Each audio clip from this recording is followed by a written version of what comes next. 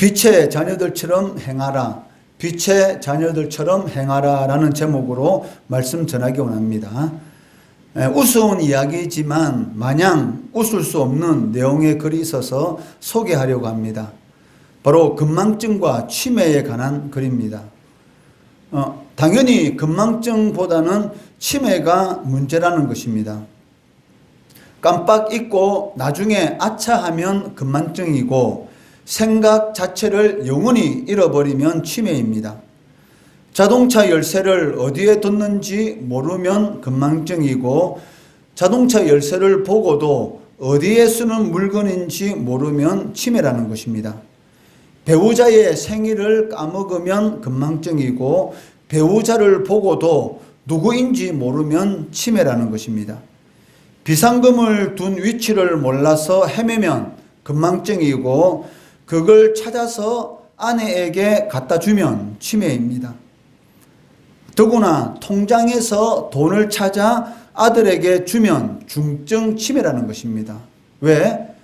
통장에 있는 돈을 자녀들에게 다 주게 되면 부모님은 아무 힘이 없어짐으로 인해서 자녀들에게 어떤 권리를 행사할 수 없는 그런 상황까지 가기 때문에 우스갯소리지만 통장에서 돈을 찾아서 자녀들에게 주면은 중증 치매다라고 말을 하고 있습니다. 20대는 택시에 타자마자 휴대전화를 걸거나 문자를 보내느라고 바쁩니다. 그렇지만 50대는 택시에 타서 내릴 때까지 휴대전화가 어디 있는지 찾다가 시간을 다 보낸다는 것이죠. 이 정도면 귀여운 증상이라고 합니다. 어린아이 3년 찾는다라는 말이 있습니다. 이 정도면 중증이라는 것이죠. 그런데 중증을 넘어서서 불치성, 건망증과 치매가 있다는 것입니다. 자신의 죄를 빨리 잊고 의인인 척 하는 것은 불치성 건망증입니다. 즉, 치료할 수 없는 건망증이라는 것이죠. 그런데 더 심각한 것은 모두 자신의 죄를 지적하고 있는데도 불구하고 자신은 아니라고 우기는 것, 이것은 불치성 치매다라고 할 수 있다는 것이죠. 인간은 하나님의 은혜로 살아왔습니다. 그러면서도 불구하고 마치 자신의 힘으로 성공했다라고 생각하는 그러한 건망증을 갖기 쉽다는 것입니다. 그런데 앞으로도 하나님의 은혜가 아닌 내 힘으로 살아갈 수 있다라는 이러한 생각은 악한 속성의 치매다라고 말을 할 수가 있다는 것입니다. 이에 대해서 성경에서는 하나님의 은혜가 아닌 내 힘으로 살아갈 수 있다라고 생각하는 사람들, 이러한 사람들에 대해서 어두움에 거하는 존재다라고 말을 하고 있고, 반대로 하나님의 은혜가 아니면 한 치 앞도 살 수 없다라고 고백하며 살아가는 사람들에 대해서는 빛 가운데 거하는 존재다라고 말을 하고 있습니다. 실제로 하나님께서는 신자나 불신자나 믿는 자나 믿지 않는 자들에게 많은 은혜를 베풀고 계십니다. 여러분들이 지하철을 타면서 이 지하철이 사고 나지 않도록 하나님 지켜주세요 라고 기도하면서 타는 사람은 아무도 없을 것입니다. 택시를 타면서 이 택시가 사고 나지 않도록 해주세요 라고 기도하면서 타는 사람도 거의 없을 것입니다. 식당에서 음식을 시켜 먹으면서 이 음식을 먹고 배탈이 나지 않도록 해주세요 라고 기도하면서 먹는 사람도 거의 없을 것입니다. 저녁에 자면서 내일 아침에 눈을 뜨게 해주세요 라고 기도하면서 자는 사람도 아마 거의 없을 것입니다. 만약에 이런 것 하나하나까지 여러분들이 기도해야 한다면 하루 종일 기도해야 할 것입니다. 그러나 하나님께서는 실생활 속에 여러 가지 돌발적인 그러한 상황들이 일어날 수 있는데도 불구하고 우리들이 그러한 여러 가지 일들에 대해서 기도하지 않더라도 하나님께서는 우리를 지켜주시고 보호해 주시고 계신다는 것이죠. 이것이 바로 하나님의 은혜입니다.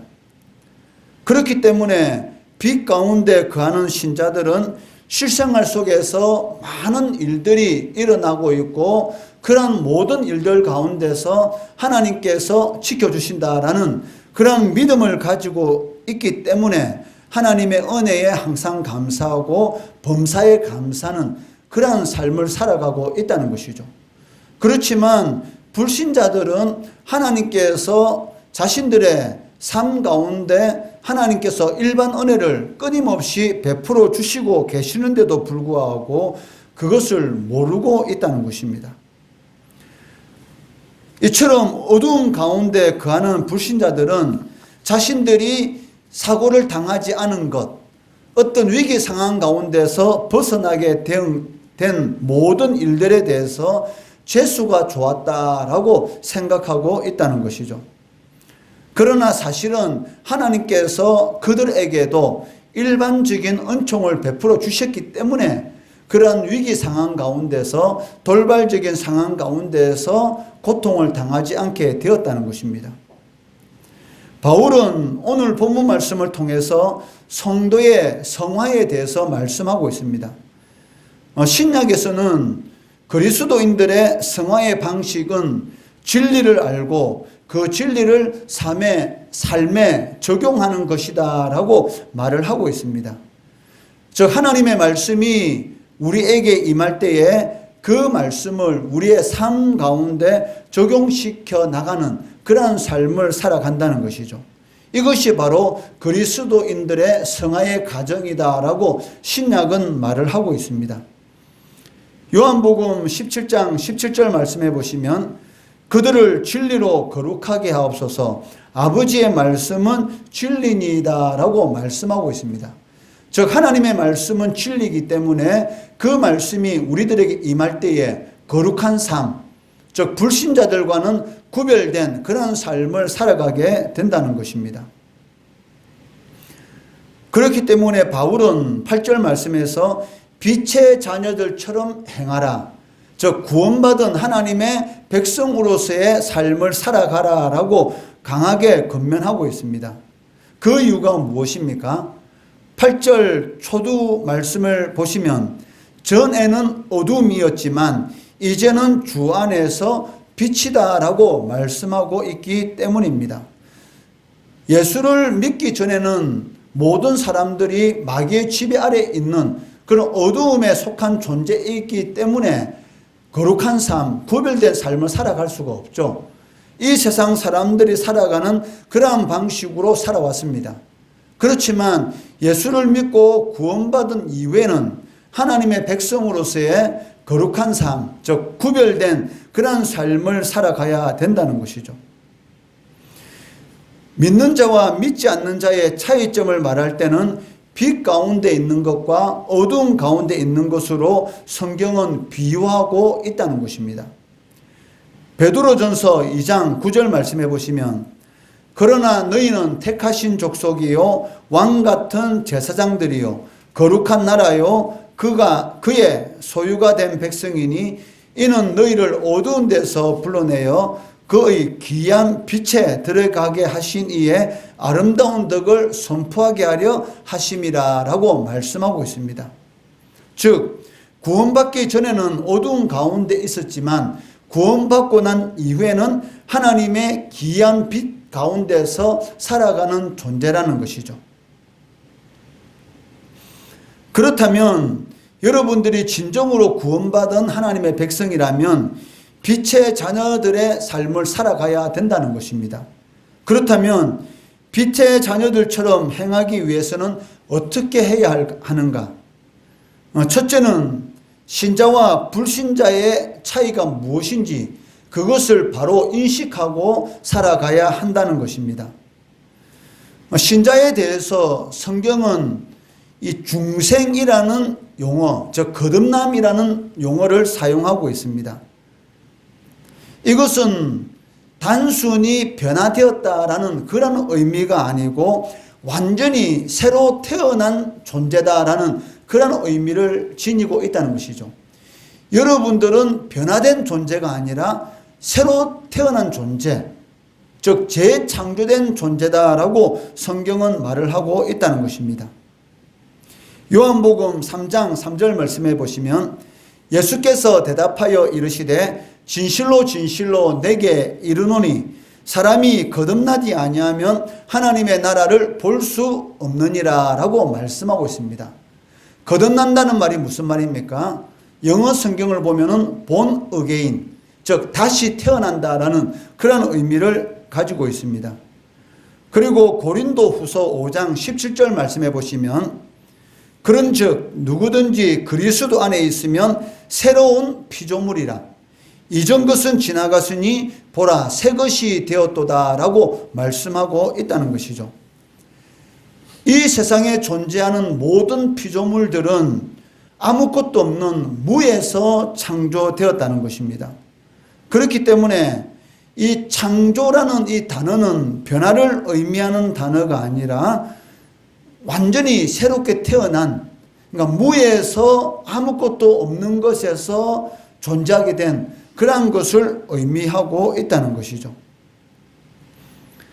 이와 동일하게 거듭난 신자들에 대해서도 새로 창조함을 받은 사람들이다라고 말을 해야지 정확한 의미가 되는 것이지 변화되었다라고 말을 하는 것은 틀린 그런 의미라는 것입니다.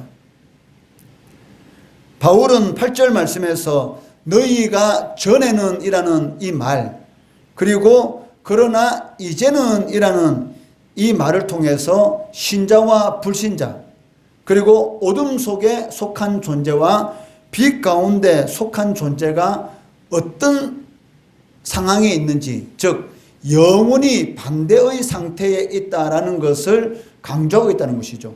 빛과 어둠은 정반대이고 빛 속에 거하는 것과 어둠 속에 거하는 것도 정반대인 것을 우리는 알 수가 있습니다.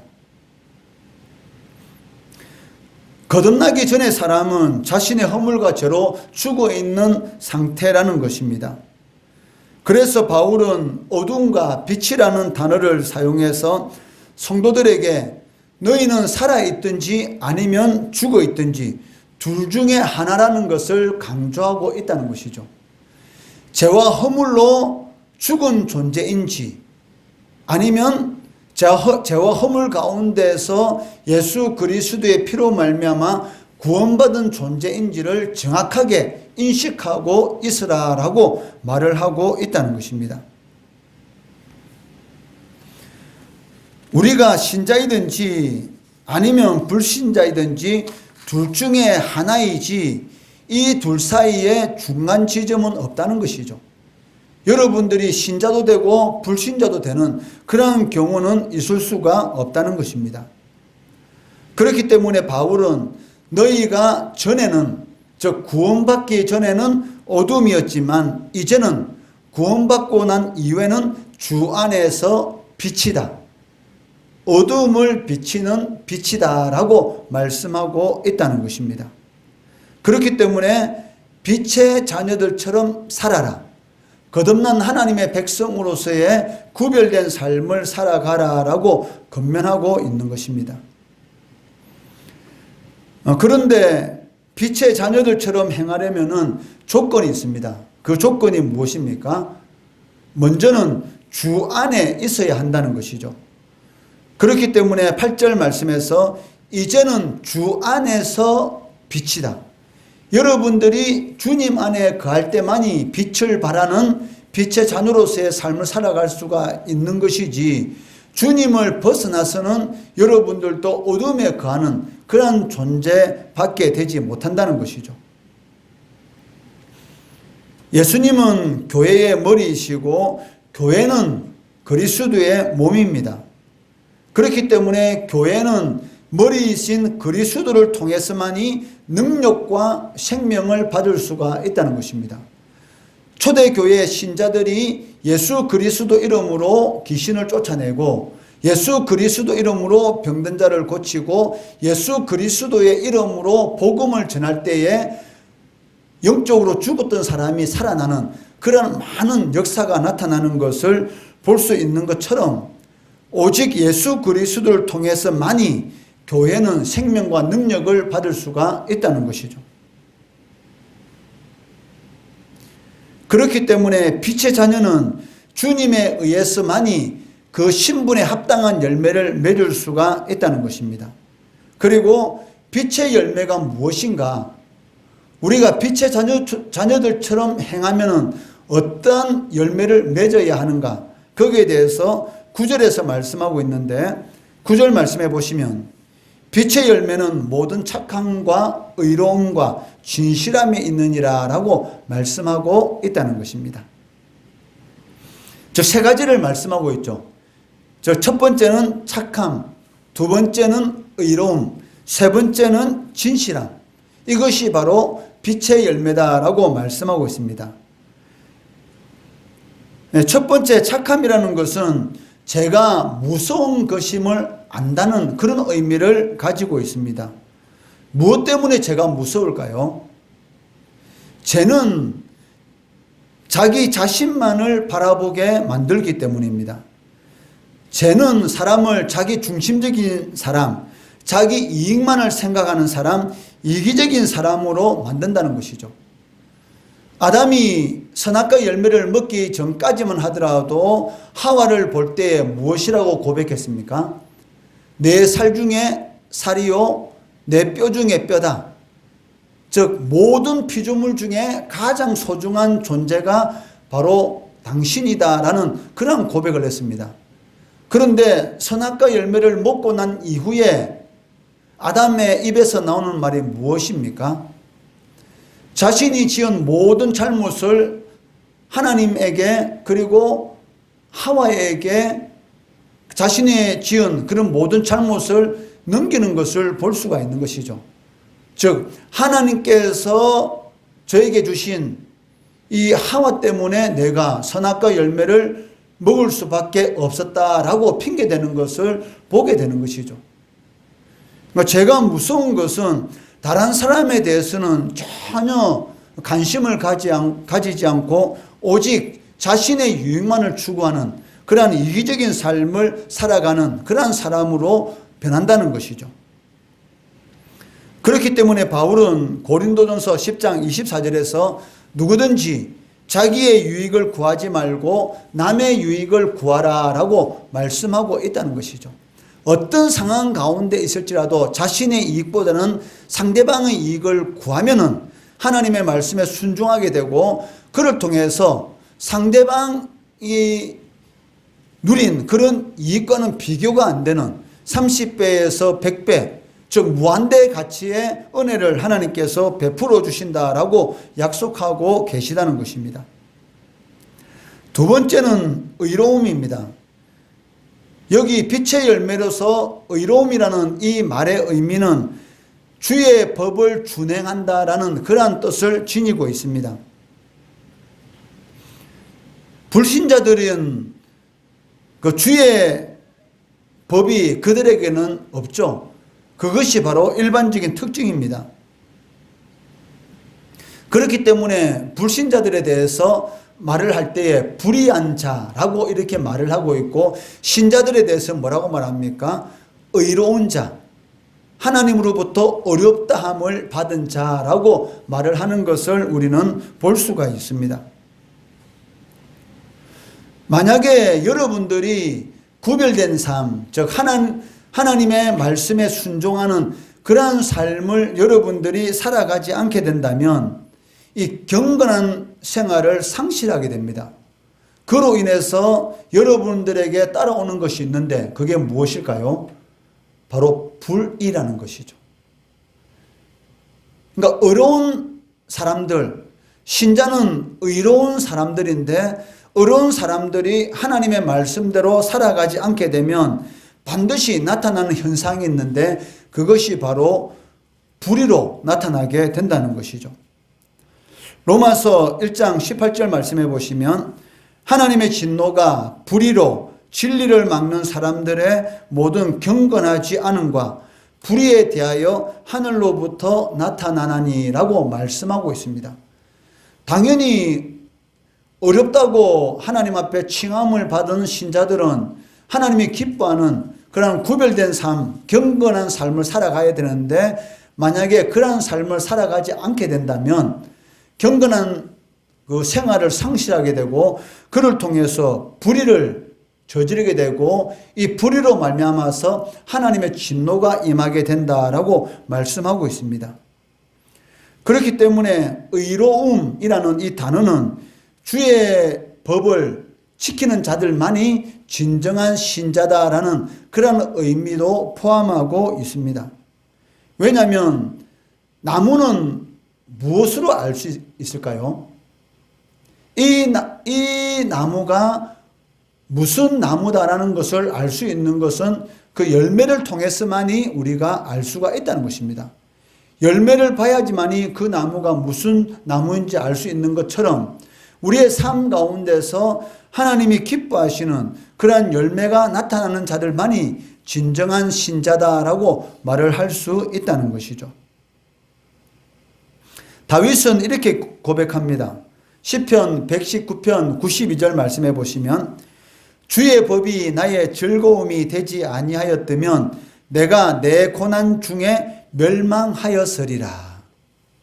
신자들이 고통과 고난 가운데서도 이길 수 있는 힘이 어디 있습니까? 주의 법을 기뻐하고 주의 법을 지키는 그러한 삶을 살아갈 때에 어떤 상황 가운데 떨어진다 할지라도 즉 사망의 음침한 골짜기와 같은 그런 고통 가운데 떨어진다 할지라도 거기에서 멸망하지 않게 된다는 것이죠. 그 이유가 무엇입니까?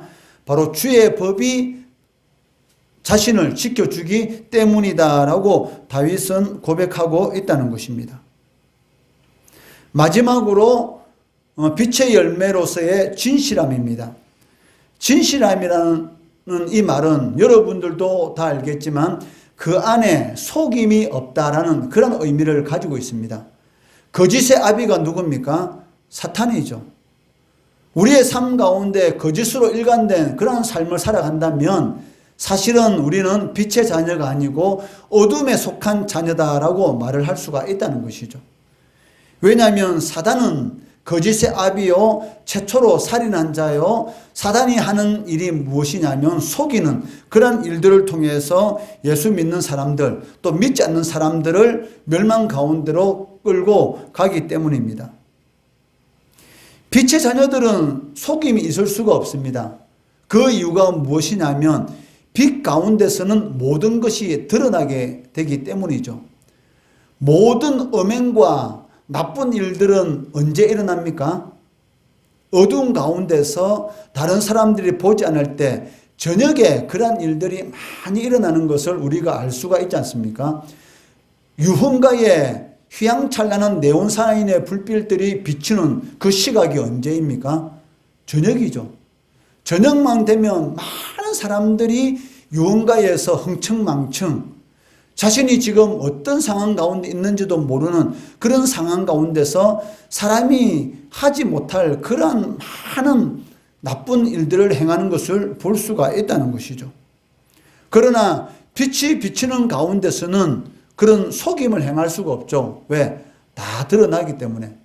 그렇기 때문에 빛의 자녀들에게 있어서는 속임이 없다. 오직 진실함만이 있다라고 말을 할 수가 있고 빛의 열매로서의 진실함이다라고 말을 할 수가 있다는 것입니다. 사람이 내가 왜 사는가? 자기의 존재의 이유를 바로 알고 그에 합당하게 살아가는 것. 이것은 믿는 자, 즉 신자들에게만이 가능합니다. 사람은 원래 하나님의 형상대로 지음을 받았습니다. 그리고 사람은 의롭게 지어졌다는 것이죠. 그렇지만 죄로 말미암아 이런 의로움을 상실하게 되었고 결국은 죄 가운데서 영원히 멸망받을 수밖에 없는 그러한 존재가 되었다는 것입니다. 이처럼 영원히 멸망받을 수밖에 없는 존재로서의 살아가는 사람들, 즉 믿지 않는 자들은 영혼에 대해서는 관심이 없습니다. 죽음 이후에 어떤 세상이 기다리고 있는지, 죽음 이후에 자신에게 무엇이 기다리고 있는지에 대해서는 전혀 관심이 없죠. 오직 무엇에 대해서만 관심이 있습니까? 이 땅에서 잘 먹고 잘 사는 것, 거기에 대해서만 관심이 있는 것이지 내가 죽음 이후에 과연 어떤 그런 지경에 처하게 될 것인지에 대해서는 관심이 없다는 것이죠.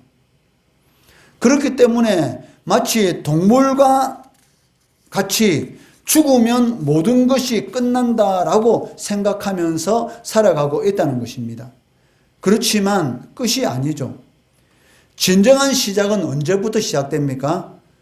죽음 이후부터 진정한 시작은 시작된다는 것입니다. 왜? 죽음 이후에 영원한 시간이 우리를 기다리고 있다는 것이죠.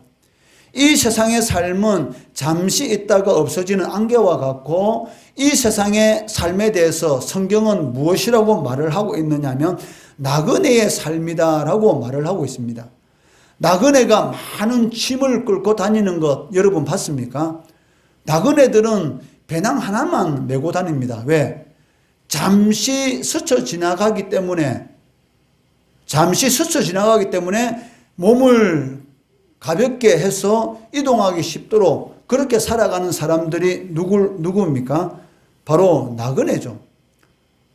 그래서 이 세상의 삶에 대해서는 나그네의 삶이다라고 성경은 말을 하고 있다는 것이죠. 베드로전서 1장 1절 말씀해 보시면 예수 그리스도의 사도 베드로는 본도, 갈라디아, 가파도기아, 아시아와 비두니아에 흩어진 나그네에게 편지하노라라고 말씀하고 있다는 것이죠. 그러니까 모든 곳에서 예수를 믿고 있는 모든 사람들, 또 예수 믿지 않는 모든 사람들은 다 어떤 삶을 살아가고 있다는 것입니까? 바로 나그네의 삶을 살아가고 있다는 것이죠.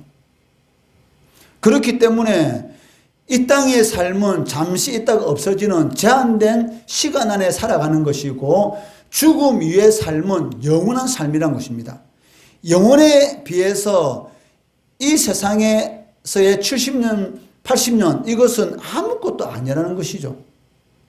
그렇기 때문에 성경에서는 진정한 시작은 죽음 이후부터다라고 말을 하고 있습니다. 두 번째로 빛의 자녀들처럼 행하기 위해서는 주를 기쁘시게 할 것이 무엇인가 시험해야 한다라고 말씀하고 있습니다. 10절 말씀해 보시면 주를 기쁘시게 할 것이 무엇인가 시험하여 보라. 즉 주님이 기쁘시게 하는 일들은, 모든 일들은 다 행하라라고 말씀하고 있다는 것이죠. 신자, 즉 믿는 자들의 삶과 그러한 사람들의 행동의 위대한 특징이 무엇일까요? 바로 주님께서 기뻐하는 것이 무엇인가, 거기에 대해서 생각하고 그 일에 하려고 힘쓰는 것, 이것이 바로 신자들의 위대한 특징이란 것입니다. 하나님을 위해서 살아갈 수 있는 사람은 오직 믿는 자, 즉 예수 그리스도의 피로 구원받은 성도만이 하나님을 위한 그런 삶을 살아갈 수가 있습니다. 불신자는 하나님을 위해서 살아갈 수가 없어요. 오직 누구를 위해서 살아갑니까? 오직 자신의 유익을 위해서만 살아가는 것이지 하나님을 위해서 살아갈 수가 없죠. 그렇지만 우리들은 천지 만물을 창조하신 창조주 하나님을 위한 그런 삶을 살아가고 있다는 것이죠. 즉 하나님 앞에 특별히 부름받은 사람, 아무나 부름받을 수가 없고 창세전에 택하여 주신 그러한 사람들만이 하나님께서 특별히 불러주시고 하나님을 위한 그러한 삶을 살아가도록 우리를 이 자리로 불러주셨다는 것이죠. 그렇기 때문에 여러분들이 얼마나 소중한 존재인지를 여러분 깨달아야 하는 것입니다. 비록 내가 가진 것이 없고 배운 것이 부족하고 여러 면에서 세상 사람들, 다른 사람들에 비해서 좀 떨어진다 할지라도 예수를 믿는다는 것, 이거 하나만으로도 특별한 사람들이라는 것을 여러분들은 명심해야 된다는 것이죠. 그거 하나만으로도 여러분들 자부심을 가져야 되는 것입니다. 하나님을 위해서 살아가는 사람이다. 거기에 대한 자부심을 가지고 살아가야 한다는 것입니다. 이러한 사람들은 하나님께서 기뻐하시는 그런 일을 하고 싶어서 안달복달합니다. 어떻게 하는 것이 하나님께서 기뻐하실까? 하나님께서 기뻐하는 일을 생각하고 그 일에 대해서 근심하고 그를 통해서 하나님께 영광 돌리는 그러한 삶을 살아가는 사람들이 바로 그리스도인, 즉 신자라는 것이죠. 그렇기 때문에 예수 믿는 사람들은 사람들의 판단에 대해서 별로 신경 쓰지 않습니다. 내가 하는 일이 하나님이 기뻐하는 일인가 아니면 하나님께서 싫어하시는 일인가 거기에 기준을 두는 것이지 사람이 내가 하는 이 일에 대해서 좋아하는가 거기에 대해서 전혀 신경을 쓰지 않는다는 것이죠. 하나님만 기뻐하면 그것으로 끝난다는 것입니다. 거기에 대해서 사람이 무엇이라고 말을 하든지 하지 않든지 전혀 상관이 없다라는 것이죠. 고린도전서 4장 3절 4절 말씀해 보시면 너희에게나 다른 사람에게나 판단받는 것이 내게는 매우 작은 일이라 나도 나를 판단하지 아니하노니 내가 자책할 아무것도 깨닫지 못하나 그러나 이로 말미암아 어렵다함을 얻지 못하노라. 다만 나를 심판하실 일은 주시니라. 바울 사도는 항상 마음속에 누구를 기뻐하는 그런 생각으로 꽉 차 있었습니까? 바로 주님이죠. 사람들이 어떻게 자신에 대해서 판단하든지 그것은 중요한 것이 아니었습니다. 하나님께서 나를 어떻게 생각하실까? 여기에 모든 생각과 마음이 집중되어 있었던 것입니다. 그렇기 때문에 바울이 자신이 순교할 시점이 다가왔을 때에 감옥에서 뭐라고 편지를 쓰고 있습니까? 이제 이 시간 이후로 하나님께서 나를 위해서 의의 면류관을 예비해 놓았다라고 고백하고 있다는 것이죠. 자신을 위해서 경주에서 1등한 사람들만이 누릴 수 있는 면류관, 그냥 면류관이 아닌 의의 면류관을 하나님께서 나를 위해서 예배해 놓았다라고 담대하게 선포하는 것을 우리는 성경 말씀을 통해서 보게 된다는 것입니다. 이러한 삶을 살아가는 것이 바로 신자들입니다. 오직 하나님이 기뻐하는 일에 모든 초점을 맞추고 사람이 거기에 대해서 무슨 말을 하든지 하지 않든지 전혀 신경 쓰지 않고 하나님이 기뻐하는 일이라면 그 일을 할 수 있는 사람, 그것이 바로 진정한 신자들이라는 것이죠. 다른 사람들이 자신에 대해서 무슨 말을 하든 상관이 없습니다. 코로나 사태 가운데서 교회 방역 수칙을 지키면서 우리가 예배를 드릴 수가 있어요. 그런데 어느 순간인가 하나님의 전에 나와서 예배를 드리지 않고 온라인 예배를 드리다 보니까 몇 개월 지나다 보니까 교회 안에서 중직을 가지고 있는 사람들도 교회 갈 수 있는데도 불구하고 이제는 교회 가는 것조차 싫어하는 신앙을 완전히 잃어버리는 그러한 상황까지 떨어지는 것을 여러 가지 소식들을 통해서 우리는 듣게 됩니다. 이것이 바로 사단이 원하는 그런 일이죠. 사단은 공중 권세 잡은 자로서 정사와 권세 잡은 자들 이용해서 어떻게 하든지 성도들이 예배를 드리지 못하도록 방해하고 예배를 드리지 못하면 믿음이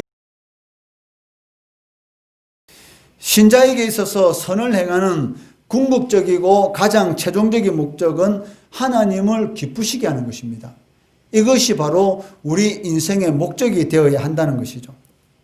세 번째로 빛의 자녀들처럼 행하기 위해서 우리가 어떻게 해야 합니까? 열매 없는 어둠의 일에 대해서는 책망하는 그러한 사람이 되어야 한다는 것입니다. 11절에 보시면 너희는 열매 없는 어둠의 일에 참여하지 말고 도리어 책망하라 라고 말씀하고 있습니다. 어둠의 일에 대해서는 3절 4절에서 말씀하고 있는데 음행, 더러운 것, 탐욕, 누추함, 어리석은 말, 희롱하는 말 이런 것들을 의미하고 있습니다.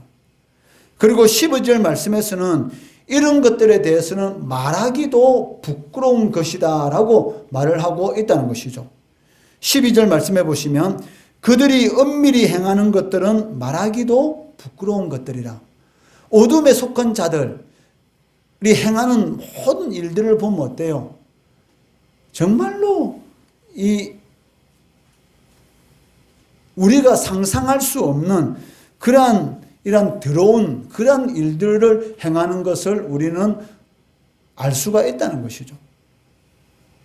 그러니까 엄밀히 어두운 가운데서 엄밀히 행하는 이런 많은 일들이 있는데 그러한 것들에 대해서는 말도 하지 마라. 왜? 그러한 일들에 대해서 입에 올리는 것조차도 빛의 자녀들에게서는 부끄러운 것이다 라고 말을 하고 있습니다. 만약 예수를 믿는다고 하면서도 불구하고 이러한 어둠의 일을 행하는 사람이 있다면 어떻게 해야 될까요? 책망해라. 즉 야단쳐라. 잘못된 길에서 돌아서도록 책망해라 라고 권면하고 있습니다. 바울이 열매 없는 어둠의 일에 대해서 도리어 책망하라 라고 말할 때는 그 일 자체만을 가지고 비난하는 것만은 아니라는 것이죠. 그 일 자체도 비난하고 있지만 그보다 더 중요한 것이 무엇이냐면 그 영혼, 그러한 일들을 행함으로 인해서 그 영혼에 미치는 악한 영향들, 이것을 바울은 지금 말을 하고 있다는 것입니다. 에베소서 5장 5절 말씀해 보시면 음행하는 자나 더러운 자나 탐하는 자, 곧 우상 숭배자는 다 그리스도와 하나님의 나라에서 기업을 얻지 못하리니 라고 말씀하고 있습니다. 이처럼 어두운 일을 행하는 자는 결국 어떻게 될까요? 하나님의 기업을 얻지 못한다. 즉 구원받지 못한다. 즉 하나님의 자녀라면서도 마귀의 지배 아래에서 항상 고통 가운데 살아갈 수밖에 없다라고 말을 하고 있다는 것입니다. 이것이 바울 사도의 요점입니다. 책망한다는 것은 그들이 하나님과의 관계에서 잘못된 위치에 서 있고 만약 죽을 때까지 그런 식의 삶을 살아간다면 영원한 멸망을 받게 될 것이다 라는 것을 가르쳐 주는 것이죠. 이것이 바로 무엇입니까? 복음이고 바로 복음을 전하는 것이 가장 큰 사랑, 그 하나님의 사랑을 전하는 것이다 라고 말을 할 수가 있습니다. 예수님은 세리나 죄인들을 만났을 때에 그들이 하는 그런 더러운 것들, 그런 일들에 대해서 그 영혼, 즉 너희들 영혼에 어떤 영향을 미치게 될 것인가 그 본질에 대해서 가르쳐 주셨습니다. 그리고 세리나 죄인들이 그 본질에 대해서 깨닫게 되고 바로 예수 그리스도를 믿음으로 말미암아 구원받는 그런 일들을 우리는 보게 된다는 것이죠. 그렇기 때문에 이 책망하라라는 이 말은 그 잘못하는 그 일 자체에서만 야단치는 것이 아니라 그 영혼을 구원하는 그런 의미까지 함께 가지고 있다는 것이죠. 예, 말씀을 맺도록 하겠습니다. 빛의 자녀들처럼 행하기 위해서 우리는 어떻게 해야 할까요? 첫째는 신자와 불신자의 차이가 무엇인지, 신자는 땅의 것에만 소망을 두고 잠시 있다가 없어질 것에 마음을 빼앗기지만 신자는 영원한 것에 소망을 두고 살아가는 사람들이다라는 것을 반드시 인식해야 한다는 것이죠. 그리고 신자는 변화된 사람이 아니라 어떤 사람들입니까? 재창조된 사람들, 완전히 새로운 피조물로 창조된 존재다라는 것을 여러분들이 알아야 한다는 것입니다. 둘째는 주님을 기쁘시게 할 것이 무엇인지 항상 생각한다는 것이죠. 내가 하는 모든 일들의 기준은 어디에 있습니까? 하나님이 기뻐하시는가? 아니면 하나님이 싫어하시는가? 거기에 기준을 두고 살아가는 것, 이것이 바로 빛의 자녀들처럼 행하는 것입니다. 세 번째는 열매 없는 어둠의 일에는 참여하지도 말고 말하는 것조차도 부끄럽게 생각하고 그러한 일을 행하는 자들에 대해서는 책망하라 라고 말씀하고 있다는 것이죠. 이것이 바로 주님의 사랑을 보여주는 것이고 우리가 그리스도인으로서 하나님의 백성이다라는 것을 보여주는 그러한 삶이 된다는 것입니다. 이러한 삶을 통해서 하나님께 영광 돌리는 우리 성도들 그리고 우리 주일학교 학생들 되기를 주의 이름으로 축원합니다.